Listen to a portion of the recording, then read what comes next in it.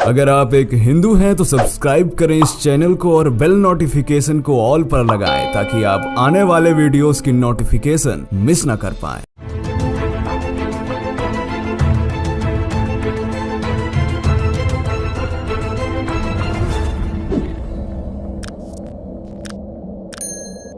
दोस्तों, महाभारत सच है या कल्पना?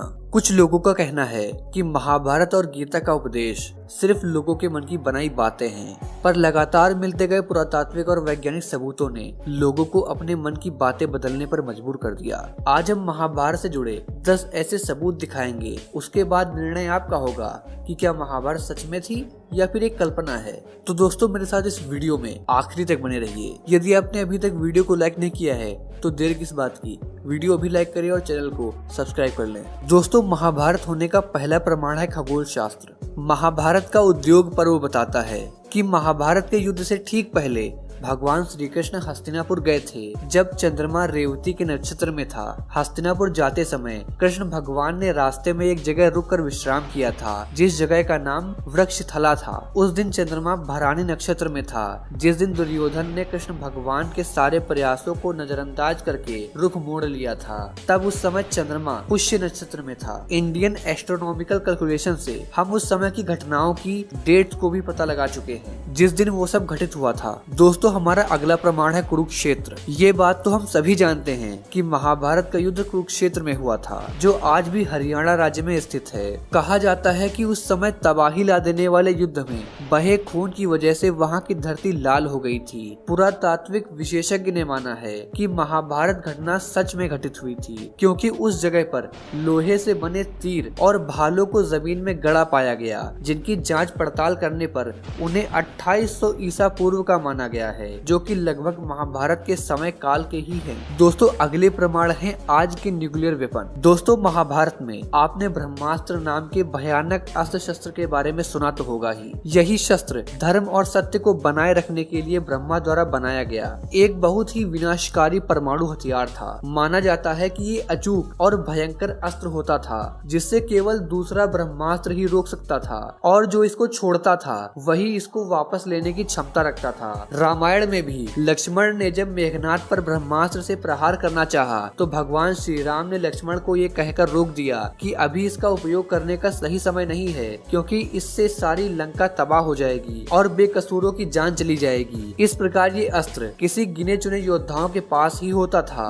रामायण में ये अस्त्र लक्ष्मण और विभीषण के पास था, और महाभारत में ये द्रोणाचार्य, अश्वत्थामा, कृष्ण, युधिष्ठिर, कर्ण, प्रद्युम्न और अर्जुन के पास होता था। दोस्तों, ये अस्त्र पूरी दुनिया को तबाह करने की ताकत रखता था। अब आप सोच रहे होंगे कि मैं आपको यह सब क्यों बता रहा हूँ, तो ये बात आपको बता दूं कि आधुनिक काल में जे रॉबर्ट ओपेनहाइमर ने गीता और महाभारत का बहुत गहरा अध्ययन किया, और गौरतलब है कि अमेरिका ने इसी वैज्ञानिक जे रॉबर्ट ओपेनहाइमर को परमाणु बम बनाने का काम दिया था। उन्होंने महाभारत काल के ब्रह्मास्त्र अस्त्र की संघारक क्षमता पर शोध किया, और उन्होंने अपने मिशन को ट्रिनिटी नाम दिया। दोस्तों, फिर रॉबर्ट ओपेनहाइमर के नेतृत्व में 1939 से 1945 के बीच अमेरिकन साइंटिस्ट की एक टीम ने इस प्रोजेक्ट पर काम करना शुरू कर दिया। 16 जुलाई 1945 को इसका पहला परीक्षण किया गया, और धमाके का परिणाम कुछ वैसा ही था जैसा पौराणिक ग्रंथों में ब्रह्मास्त्र के बारे में कहा गया था, कि वास्तव में महाभारत में ब्रह्मास्त्र, जिसको आज परमाणु बम कहते हैं, उसका प्रयोग था। इस घटक बम के सफल परीक्षण के बाद जे रॉबर्ट ओपेनहाइमर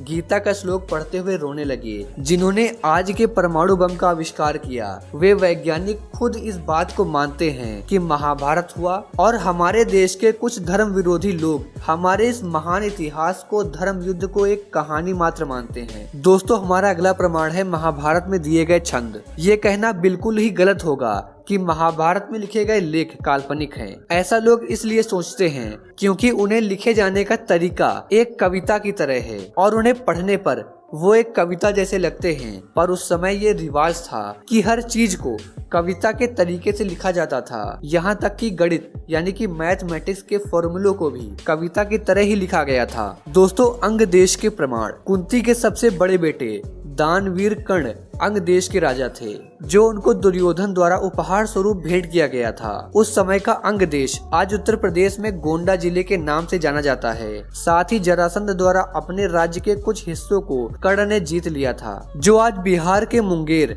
और भागलपुर जिले के नाम से जाने जाते हैं। वहीं जिसको आज हम दिल्ली कहते हैं, वह महाभारत समय के इंद्रप्रस्थ के नाम से जानी जाती थी। तो ये स्थान तो काल्पनिक नहीं है, सैकड़ों स्थान तो ऐसे भी हैं जिनका नाम महाभारत के वक्त में भी वही होते थे जो अब हैं, जैसे द्वारिका, कुरुक्षेत्र, बरनावा, हिडिंबा आदि। दोस्तों, हमारे अगले प्रमाण है चक्रव्यूह के पत्थर। हिमाचल प्रदेश के हमीरपुर जिले के 16 सिंगी धार के नीचे बसा राजनौड़ गांव एक ऐतिहासिक स्थल के नाम से मशहूर है। प्रचलित मान्यताओं के अनुसार पांडव अज्ञातवास के दौरान यहाँ रुके थे। अज्ञातवास के दौरान अर्जुन ने यहाँ पर चक्रव्यूह का ज्ञान प्राप्त करने पर उसे पत्थर पर उकेरा था, जो आज भी मौजूद है। इस चक्रव्यूह को ध्यान से देखा जाए तो इसमें अंदर जाने का रास्ता तो साफ दिखाई देता है, लेकिन बाहर आने का रास्ता तो पता ही नहीं चलता। एक खंडहर नुमा महल के पास ये चक्रव्यूह मौजूद है, जिसे पीपुल किले के नाम से जाना जाता है। अर्जुन ने यहाँ अपने बाकी भाइयों को चक्रव्यूह सिखाया था। दोस्तों, हमारा अगला प्रमाण है लाक्षागृह। महाभारत में लाक्षागृह की महत्वपूर्ण भूमिका निभाई जाती है। कौरवों ने लाख से इसको बनवाया था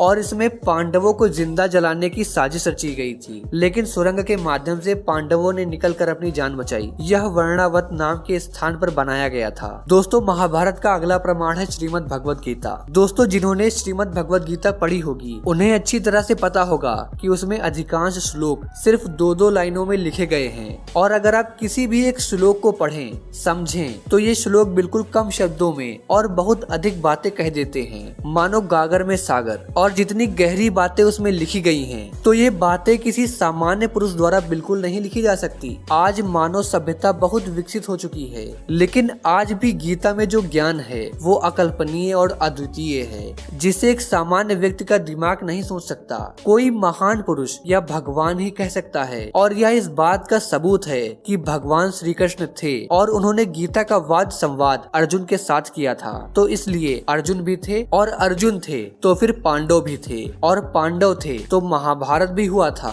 दोस्तों, हमारा अगला प्रमाण है द्वारिका। इस बात से तो हम सभी परिचित हैं कि भगवान श्री कृष्ण द्वारिका के राजा थे, और महाभारत में इस बात का उल्लेख मिलता है कि ये नगरी जलमग्न हो गई थी। पुरातत्व विभाग को गुजरात के पास समुद्र के नीचे एक पुराना शहर मिला, और इसके प्रमाणों से पता चलता है कि ये वही द्वारिका नगरी है जिसका उल्लेख महाभारत में किया गया था। समुद्र में मिले अवशेषों से ये बात साबित होती है कि द्वारिका कोई काल्पनिक शहर नहीं बल्कि एक वास्तविक शहर है। दोस्तों, हमारा आखिरी और अंतिम सबूत है जरासंध का अखाड़ा। अगर आपने महाभारत के बारे में पढ़ा हो या टीवी पर देखा हो तो आप जानते होंगे कि जरासंध महाभारत के महान किरदारों में से एक था, जिसका वध बलशाली भीम द्वारा किया गया था। जरासंध मगध देश का राजा था, जिसका पुरातात्विक विभाग को बिहार जिले के राजगीर में एक अखाड़ा मिला। वो वही जगह है जहां भीम ने जरासंध को मार दिया था, और इस समय ये पर्यटकों के लिए दिलचस्प जगह है और आकर्षण का केंद्र बना हुआ है। दोस्तों, और भी जाने तो कितने सबूत हैं जो ये चीख चीख के कहते हैं कि महाभारत सच थी। अफगानिस्तान से लेकर अरुणाचल प्रदेश तक, श्रीलंका से लेकर तिब्बत तक, सभी जगह पर आपको महाभारत से जुड़े सबूत मिल जाएंगे। तो दोस्तों, ये था आज का वीडियो। इस वीडियो के बारे में आपकी जो भी राय हो नीचे कमेंट करके जरूर बताइएगा। मिलते हैं आपसे अगली वीडियो में एक नए टॉपिक के साथ। जय हिंद, जय भारत, वंदे